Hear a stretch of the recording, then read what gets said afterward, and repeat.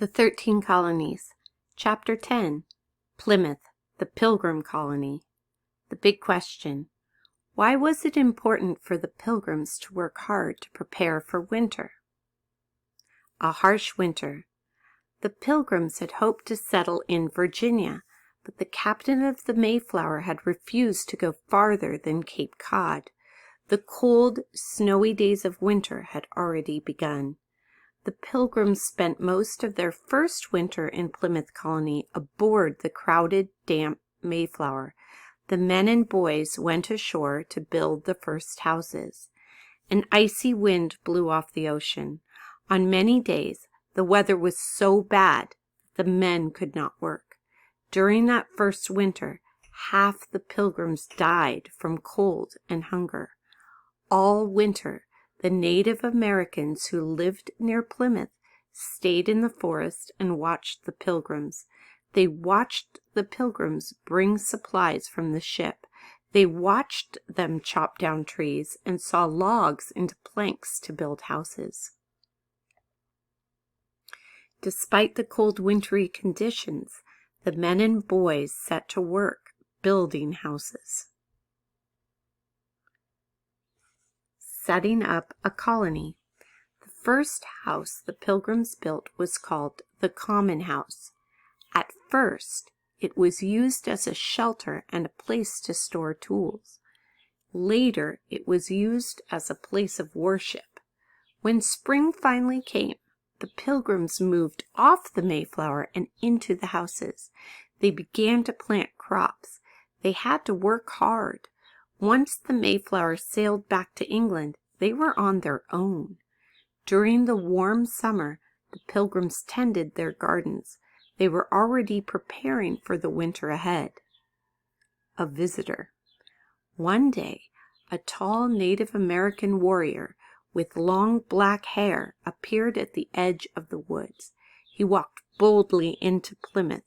The Pilgrims came out of their houses and in from the fields to see the visitor. "Welcome, Englishman," he said. "My name is Samoset." The Pilgrims were astonished that he spoke English. It turned out that Samoset had learned the Pilgrims' language from English fishermen who dried their nets and packed their fish along the shore. Samoset spoke to John Carver, the first governor of Plymouth. He told the governor that the chief of the Wampanoag was coming to visit the Pilgrims. The Wampanoag lived nearby. Samoset told the Pilgrims about the Native Americans who used to live in the place where the Pilgrims had built their village. These Native Americans had cleared the fields around Plymouth. A few years before, Samoset told the Pilgrims, a strange sickness had killed every member of that nation.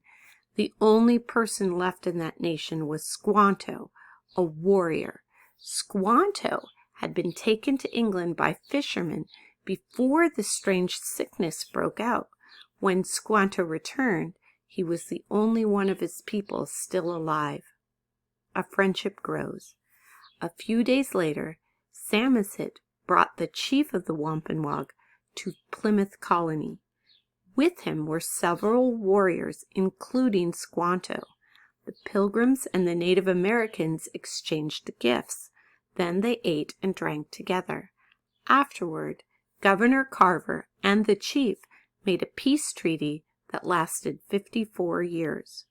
The chief and the other Native Americans left, but Squanto stayed behind to live with the Pilgrims. He showed the Pilgrims where to fish. He pointed out which nuts and berries were safe to eat. The Pilgrims were very busy that first spring. Both boys and girls gathered mussels from the rocks in the shallow water at the edge of the sea. They dug clams from the wet sand. They carried water and wood. They stuffed linen sacks with corn husks to make mattresses. In the late spring, Governor Carver died. The Pilgrims chose William Bradford as their new governor.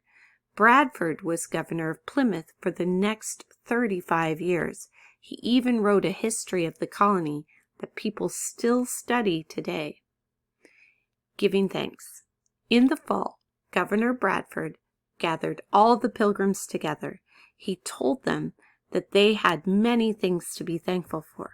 They had finally found a place to worship God in their own way, and, thanks to their Native American friends, their harvest would be plentiful.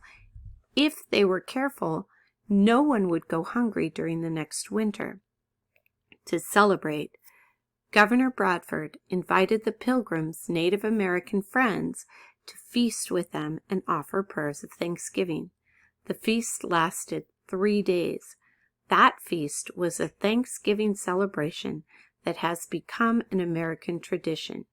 We do not know for certain whether they ate turkey, but Governor Bradford did write that they had fowl or birds for dinner as well as other kinds of meat. When we celebrate Thanksgiving today, we remember how the Pilgrims came to the Americas in search of religious freedom, how much they had to suffer, and how grateful they were for their new life. We also think about the Native Americans who helped them and who shared in their celebration.